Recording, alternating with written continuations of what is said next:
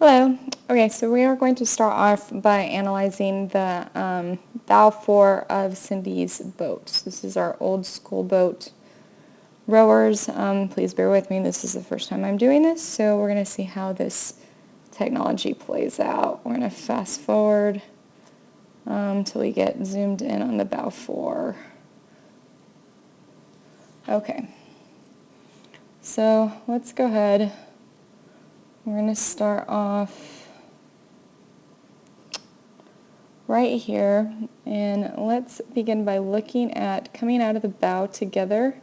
First thing I want you to pay attention to, Alex, is I want you to look at where you're finished. So instead of coming in and finishing here at your ribs, right, you're coming in here at your belly, and you do this consistently. So this is something I really want you to watch and pay attention to as we progress through this. You never finish up here, right? Instead, you're coming into here. So we'll just watch this go along, okay?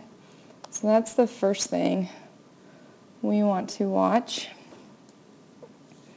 as we go through this. Another big thing that I was seeing, Christina, from you, as you approach the catch, I think that's one of the strokes you don't do it. So let's look at this stroke. So as you come up to the catch, pretty often you are dipping your hands a lot and skying your blade. So you can see here the oar is very, very high off the water. I know Alex oar is off the water too. Every once in a while you'll see that oar come up, but Christine, more often than not, you're skying that blade.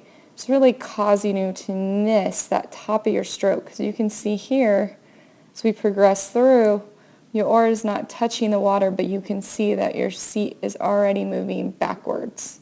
Okay, the same is also true for a lot of people, and we can see this throughout the footage that we're going to watch today. So you can see Alex is also missing water. You can see when Marie's blade is entering, it's not too far off, and you can see Mike's when Mike's entering.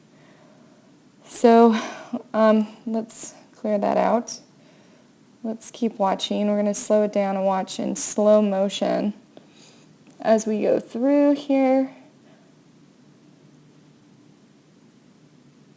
Marie, I want you to watch your hands as you watch this video. Sometimes you're going up into the rib area, you're finishing in the rib area, but it doesn't look like you're going down and away from that rib area, and kind of like a C motion is what we really want to see in there. So just be mindful of where you're finishing. You're finishing perfectly right at the bra line, but then the hands there, you went down and away. It's one of the few ones I think you're very inconsistent with that oar height as you come out from the catch. Mike Sheldon, really watch as you come up. Right, you do this thing with your shoulders where you really dip down. So you can see it right there. Just keep an eye on your shoulders. Your shoulders just go right down as you come forward.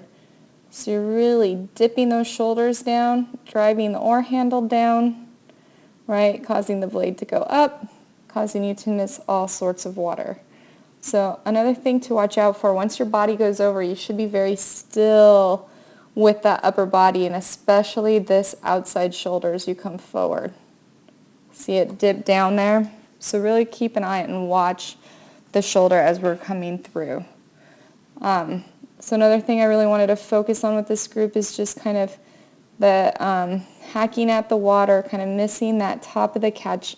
And it's a theme that everybody does. We worked a lot on our back end, really coming out and coming through together, and this catch is really, I think, where our next focus is going to be on. So we're going to take a couple strokes and just kind of look at them very slow, right? Arms and body. So legs are still down. We can see that we're having a little bit of timing issues coming up the slide. Marie's legs are down. Everyone else's legs seem to be up, but our bodies aren't over. Mike Sheldon, if you look at your picture, You can see that your legs are up and you're almost still sitting back. You haven't really quite gotten your shoulders out in front of your hips. Where everyone else is kind of sort of getting there. You can tell they've moved out of the bow a little bit more than you have. And because you're not doing this early enough, it's causing you to actually do that lunge and that reach forward at the end that's messing up your catch.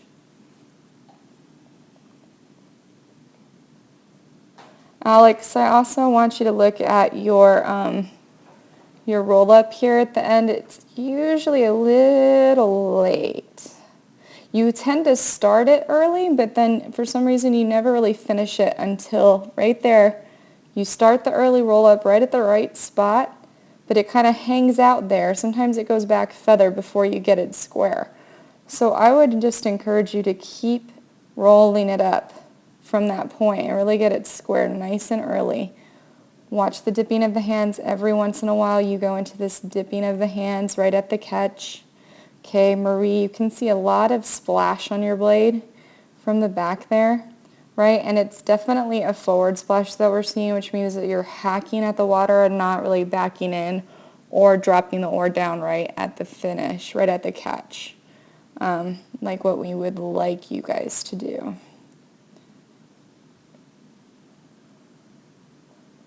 Okay, so I think everybody here has a couple of things that they can work on, that they can see that they're doing.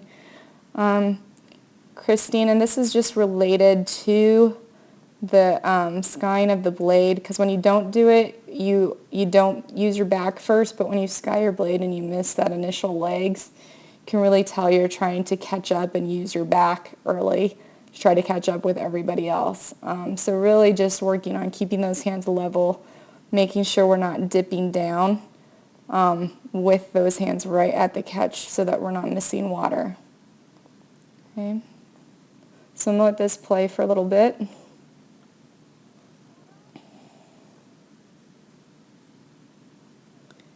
And I think that that's the end of this grouping. Okay, very nice.